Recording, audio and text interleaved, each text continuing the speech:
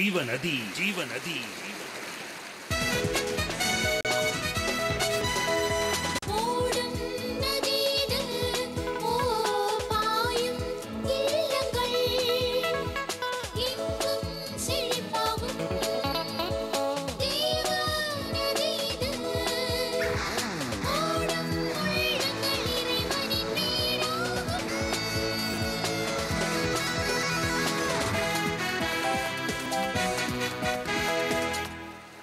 ஜீவநதி ஜீவநதி.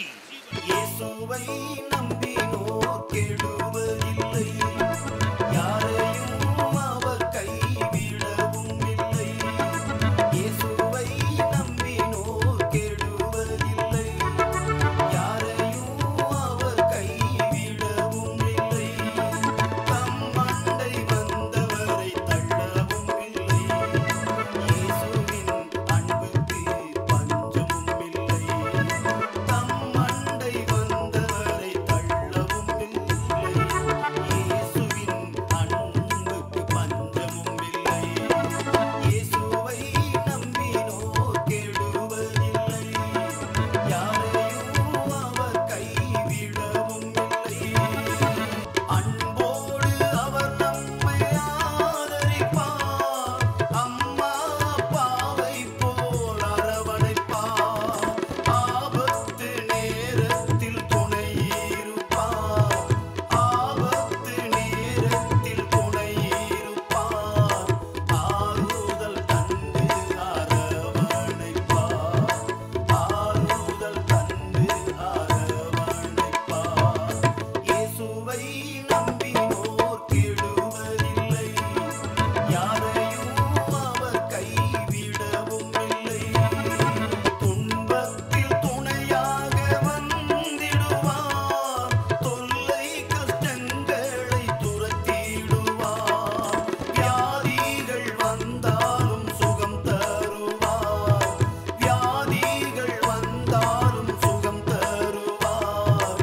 வேண்டாத சாபங்கள் விலக்கிடுவார், வேண்டாத சாபங்கள் விலக்கிடுவார். இயேசுவை நம்பினோர் கெடுவதில்லை, யாரையும் அவர் கைவிடவும் இல்லை. சமாதானமின்மை, பிள்ளைகளால் கவலை, குடும்ப பிரச்சனைகள், தனிமை, மனவியாகுலங்கள், பரம்பரை சாபங்கள், நோயின் வேதனை, பில்லி சூனியம் இவைகளால் ஏற்படும் தீராத துயரங்கள் எதுவாயினும் இவை எல்லாவற்றிலிருந்தும் உங்களை விடுதலையாக்க இயேசு கிறிஸ்து அழைக்கிறார். ஆம் அன்பான நெஞ்சங்களே, இயேசு சொன்னார், வருத்தப்பட்டு பாரம் சுமக்கிறவர்களே நீங்கள் எல்லோரும் என்னிடத்தில் வாருங்கள், நான் உங்களுக்கு இளைப்பாறுதல் தருவேன். இந்த வார்த்தைப்படி தேவ ஆசீர்வாதத்தை பெற அன்புடன் அழைக்கிறோம். மகிழ்ச்சி நிறைந்த ஆராதனை.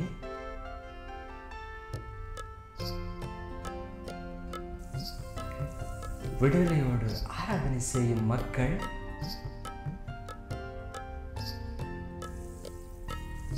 வாழ்க்கை நெறியை கற்றுத்தரும் தேவ செய்திகள், ஆலோசனைகள். ஒவ்வொரு ஞாயிற்றுக்கிழமைகளிலும் மாலை 4 மணிக்கு ஆராதனை ஆரம்பமாகிறது. இடம்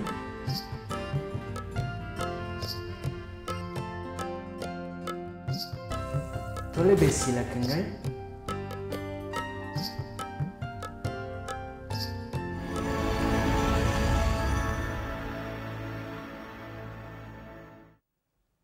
அன்பான சகோதர சகோதரிகளே, மீண்டும் இந்த தொலைக்காட்சியினூடாக உங்களை சந்திப்பதில் மிக்க மகிழ்ச்சி அடைகிறோம். இந்த நிகழ்ச்சியை பார்த்து வருகிற உங்கள் ஒவ்வொருவருக்காகவும் உங்கள் குடும்பங்களுக்காகவும் நாங்கள் தொடர்ந்து ஜெபித்து வருகிறோம். அத்தோடு கூட நம்முடைய தமிழ் மக்களுடைய நலமான வாழ்வுக்கும், இலங்கையிலே வாழ்கின்ற நம்முடைய மக்களுடைய கண்ணீர்கள் துடைக்கப்பட்டு அவர்களும் ஆசீர்வாதமாக வாழவும் நாங்கள் வாரந்தோறும் ஜெபித்து வருகின்றோம். ஆண்டவராகிய இயேசு கிறிஸ்து தாமே தம்முடைய கிருபையை நம் அனைவருக்கும் தருவாராக. இன்றைய நாளிலும் வேதத்திலிருந்து ஒரு பகுதியை வாசித்து உங்களை பலப்படுத்தி உங்களுக்காக ஜெபிக்க விரும்புகிறேன். பரிசுத்த வேதாகமத்தில் யோபு என்ற ஒரு தேவ பக்தியுள்ள ஒரு மனுஷன் இருந்தார். அந்த யோபு என்ற புத்தகத்தின் 42ஆம் அதிகாரத்திலே கர்த்தர் யோபின் முன்னிலைமையை பார்க்கிலும் பின் நிலைமையை ஆசீர்வதித்தார் என்று எழுதப்பட்டிருக்கிறது. அந்த அவருடைய வாழ்க்கையை நாம் பார்க்கும் பொழுது இந்த யோபு என்ற மனிதன் இரட்டிப்பான ஆசீர்வாதங்களை அவர் ஒரு நாளிலே பெற்றுக்கொண்டார். அதுதான் அவருடைய பின் நிலைமை. ஆனால் வேதம் சொல்வது போல அவர்களுக்கு ஒரு முன்னிலைமை இருந்தது. அந்த முன்னிலைமை என்ன? அவன் வசதியாகத்தான் இருந்தார். எல்லா நன்மைகளும் அவருக்கு இருந்தது. நல்ல வீடு, நல்ல சுகம், நல்ல சொத்துக்கள், வசதிகள், பிள்ளைகள், வேலைக்காரர் என்று எல்லாம் இருந்தது. அப்படி ஒரு நிலை இருந்தது. ஆனால் அந்த நிலைமைக்கும் இந்த பின்னிலைமைக்கும் இடையிலே அவருடைய வாழ்க்கையில் ஒரு பெரிய புயல் வீசியது. அந்த புயலை குறித்து நம்ம வேதத்தில் பார்க்கும் பொழுது அவருடைய சொத்துக்கள் எல்லாம் அழிந்து போனது. அவர்களுடைய 4 பிள்ளைகள், அவர்களுடைய பிள்ளைகள் இறந்து போனார்கள். அவர்களுடைய சொத்துக்கள் அழிந்து போயிற்று. ஆகவே இப்படியாக வேதனைப்பட ஒன்றன் பின் ஒன்றாக அவருடைய வாழ்க்கையில் துன்பம் நேரிட்டது என்று வேதம் சொல்லுகிறது. கடைசியாக பார்க்கும் பொழுது அவன் மிகவும் கவலையோடு, வேதனையோடு எல்லாவற்றையும் இழந்து அந்த சோதனையின் பாதையிலே தரையில் அமர்ந்து கொண்டு சரீரத்திலும் கொப்புளங்கள் வேதனையாக நோயின் கொடுமையாலும் தாக்கப்பட்டவராய் இந்த யோபு காணப்பட்டார். வேதம் சொல்லுகிறது, இது பிசாசானவன் அவர் மீது வைத்த சோதனை என்று. இன்றைக்கு நீங்களும் பல பிரச்சனைகள் ஒன்றன் பின் ஒன்றாக எவ்வளவோ சம்பாதிக்கிறீர்கள், அதில் இழப்புகள், எவ்வளவோ வேதனைப்படுகிறீர்கள். சம்பாதித்து அப்படியே வட்டி கட்டுகிறேனே, சம்பாத்தியத்தில் பிரச்சனை வந்து விடுகிறதே, வீணான நஷ்டங்கள் ஏற்படுகிறது என்றெல்லாம் சொல்லி நீங்களும் புலம்பிக் கொண்டிருக்கலாம். இப்படி ஒரு பெரிய பிசாசனுடைய சோதனை இந்த மனிதனாகிய யோபுவுக்கு வந்தது. பரிசுத்த வேதாகமத்தில் ஒவ்வொரு மனிதனுக்கும் வந்த சூழ்நிலைகளையும் அவர்கள் அந்த நிலையில் எப்படி இருந்தார்கள் என்றும் அவர்கள் எப்படி தேவனை தேடினார்கள் என்றும் அழகாக உண்மையாக எழுதப்பட்டிருக்கிறது. காரணம், அதை வாசிக்கின்ற நாம் நம்முடைய சூழ்நிலைகளிலும் அவர்களைப் போல அதை பின்பற்றுவோமானால் நம்மை கர்த்தர் ஆசீர்வதிப்பார். ஆகவே இந்த யோபுவுடைய நிலைமை மிகவும் மோசமாய் கண்ணீருக்கு மேல் கண்ணீராய் வந்து கொண்டிருந்தது. அப்பொழுது இவர் ஒரு வார்த்தை சொன்னார். என்ன வார்த்தை சொன்னார்? நிர்வாணியாய் என் தாயின் கற்பத்திலிருந்து வந்தேன், நிர்வாணியாய் அவ்விடத்திற்கு திரும்புவேன். கர்த்தர் கொடுத்தார், கர்த்தர் எடுத்தார், கர்த்தருடைய நாமத்திற்கு ஸ்தோத்திரம் என்று சொல்லி வேதம் சொல்லுகிறது. இப்படிப்பட்ட சூழ்நிலையிலும் யோபு பாவம் செய்யவில்லை, ஆண்டவரை குறை கூறவும் இல்லை. இன்றைக்கு சில குறைவுகள் வந்தவுடனேயே நீங்கள் தத்தளித்து போனீர்களோ, ஆண்டவரை குறை கூறுகிறீர்களோ, இல்லை கடவுள்லாம் வேணாம், கடவுளே இல்லை அப்படின்னு தூர போயிட்டீங்களோ, மனம் சஞ்சலித்து ஒரு தெய்வம் வேண்டாம் என்று ஒதுங்கி விட்டீர்களோ? யோபு அப்படி செய்யவில்லை. இந்த பரிசுத்த வேதத்தில் இருக்கிற தேவன் மீது பூரணமாய் அவர் விசுவசித்தார் என்று சொல்லி பார்க்கின்றோம். சொன்னார், இன்னொரு இடத்தில் எழுதப்பட்டிருக்கிறது, அவர் என்னை கொன்று போட்டாலும் நான் அவர் மீது வைத்திருக்கிற விசுவாசத்தை நான் விட்டுவிட மாட்டேன் என்று இந்த சூழ்நிலையிலும் அவர் தைரியமாய் இருக்கிறதை நாம் பார்க்கிறோம். அவருடைய மனைவி கூட வந்து அவரை திட்டுகிறார். என்னத்திற்கு நீர் என்ன உயிரோடு இருக்கிறீர்? தேவனை தூசித்து விட்டு உன் ஜீவனை விட்டுவிடு என்று கடுமையான வார்த்தைகள் மூலம் அங்கே பேசுகின்றதை பார்க்கின்றோம். இன்றைக்கு உங்களுடைய கணவன் பேசிய கடுமையான வார்த்தைகள் உங்கள் உள்ளத்தை தாக்கி விட்டதா? உங்கள் மனைவி பேசிய கடுமையான வார்த்தைகள் உங்களுடைய இருதயத்தை ஆழமாய் பாதித்து விட்டதா? இப்படிப்பட்ட துன்பங்களிலெல்லாம் யோபு கடந்து வருகிறார். ஆனாலும் அவர் தேவன் பேரிலே மிகவும் பற்றுதலாயிருந்து ஆண்டவரை குறை கூறாதபடிக்கு அவர் வாழ்ந்து வந்தார் என்று சொல்லி வேதத்திலே பார்க்கின்றோம். இப்படிப்பட்ட ஒரு துன்பமான சூழ்நிலையில் அவரை தேடி வந்த நண்பர்கள் 3 பேர் இருந்தார்கள். அவர்களும் ஏதேதோ வாய்க்கு வந்தபடியெல்லாம் இவரை குற்றம் தீர்த்தார்கள். அவரை குறித்து மிகவும் நொந்து போகும்படி அவர்கள் பேசினார்கள். யோபு சொல்கிறார், நீங்கள் இவ்வளவாய் அலட்டி என்னை நிந்தைக்கு மேல் நிந்தை வரப்பண்ணி என்னை வேதனைக்கு மேல் வேதனைப்படுத்துகிறீர்களே என்று சொல்லி வேதத்திலே எழுதப்பட்டிருக்கிறது. இப்படிப்பட்ட துன்ப சூழ்நிலைகள் எல்லாவற்றையும் இந்த யோபு சகித்தார். சகித்தது மட்டும் இல்லை, ஆண்டவரை ஸ்தோத்திரித்து கொண்டே இருந்தார். ஆண்டவரே, இந்த சோதனையை கடந்து போக நீர் கிருபை தருவீர். இந்த துன்பத்தை நான் சகிப்பேன். கர்த்தர் நல்லவர். நான் நிர்வாணியாய் வந்தேன், இந்த உலகத்திற்கு நிர்வாணியாய் போவேன். எனக்கு கர்த்தர் கொடுத்ததெல்லாம் ஆசீர்வாதங்கள். இன்றைக்கு நான் இப்படிப்பட்ட சோதனையில் இருந்தாலும், சோதிக்கப்பட்டாலும், துன்பம் என்னை சூழ்ந்து கொண்டாலும் கர்த்தரை நான் விட்டு பின்வாங்க மாட்டேன் என்று சொல்லி உறுதியாக இருந்தார். பிரியமானவர்களே, இன்றைக்கு உங்களுடைய நிலை எப்படி? நீங்கள் நொந்து போனீர்களோ? உங்களுக்கு உண்டான வேதனைகள், உங்களுக்கு உண்டான சோதனைகளின் நிமித்தம் நீங்கள் நொந்து இனிமேல் எந்த தெய்வத்திடத்தில் போவது, யாரிடம் போய் என்னுடைய பிரச்சனையை சொல்லுவது என்று சொல்லி நீங்கள் வேதனைப்பட்டு விட்டீர்களோ? தொடர்ந்து வந்த பிரச்சனையினாலே வெந்த புண்ணில் வேல் பாய்ந்தது போல என்று சொல்வார்களே, அப்படியாய் நொந்து போனீர்களோ? நண்பர்களால் வந்த தாக்கம் உங்களை உடைத்து விட்டதோ? நீங்கள் ஏற்படுத்திய வியாபாரத்தில் உங்களுக்கு திடீர் நஷ்டம், அதனால் நொந்து போனீர்களோ? நீங்கள் கஷ்டப்பட்டு சம்பாதித்த சம்பாத்தியம் திடீரென்று அது நஷ்டமாய் போய்விட்டது, நொந்து போனீங்களா? கவலைப்படாதிருங்கள். இன்றைக்கு இப்படிப்பட்ட நொந்து போன உங்களை தேடி ஆண்டவருடைய வார்த்தை வருகிறது.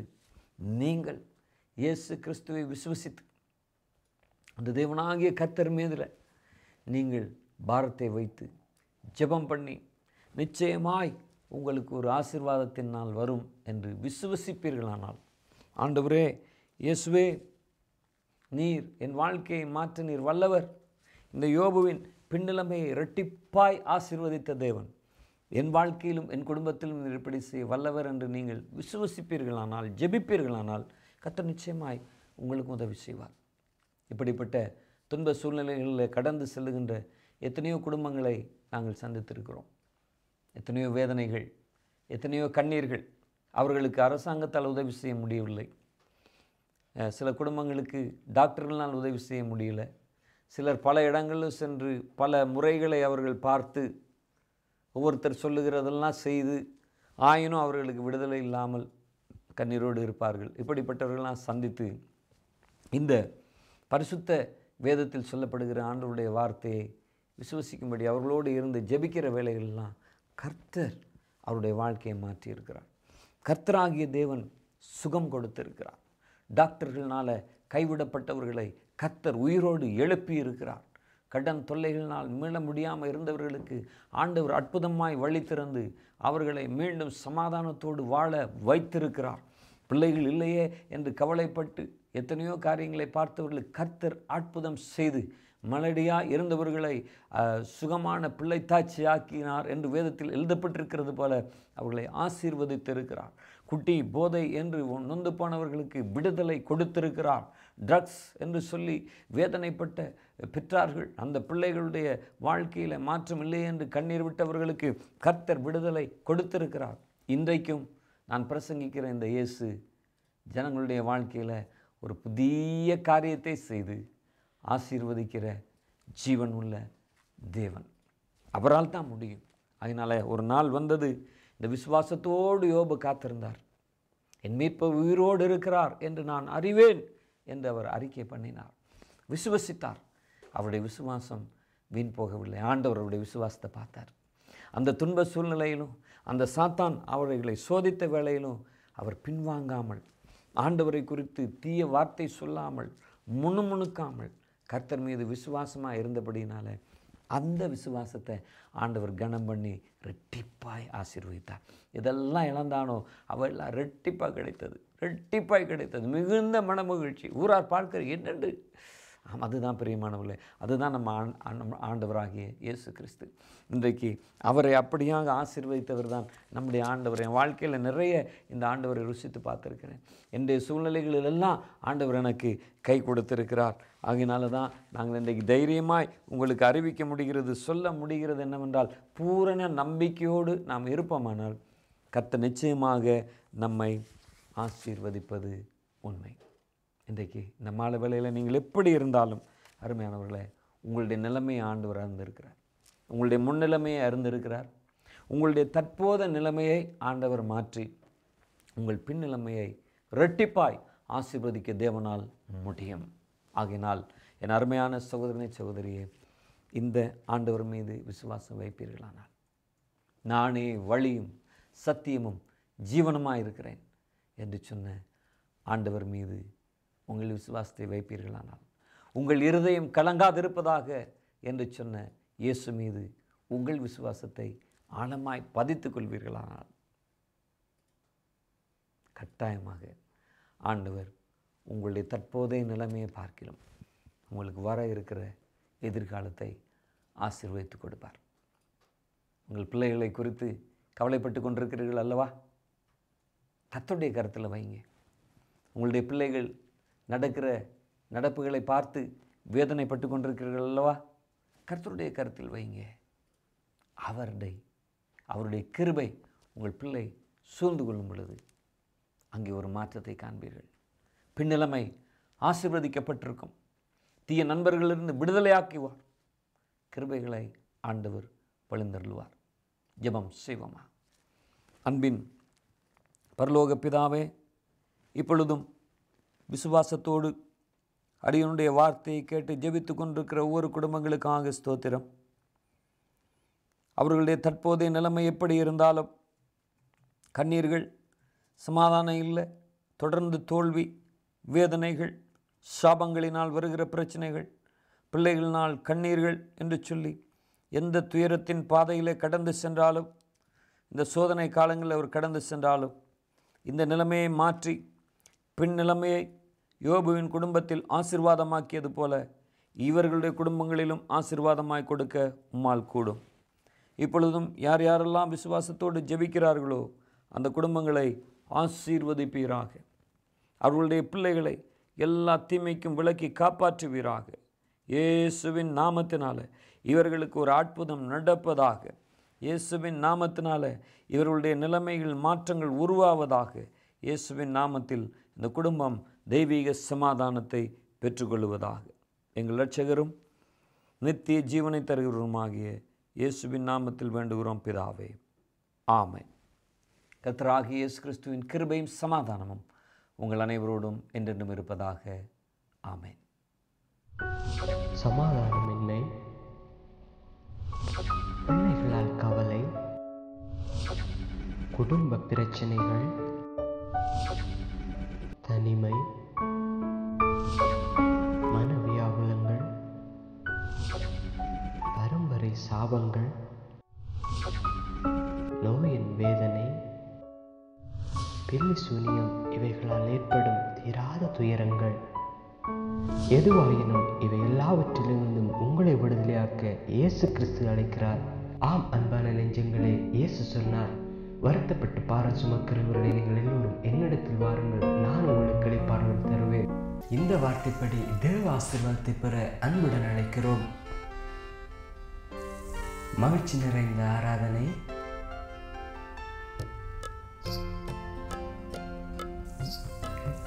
விடுதலையோடு ஆராதனை செய்யும் மக்கள்,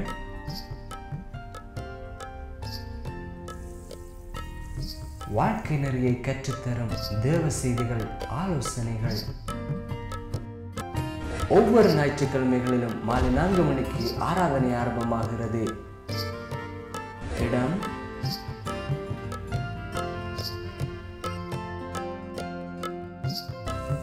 தொலைபேசி இலக்கங்கள்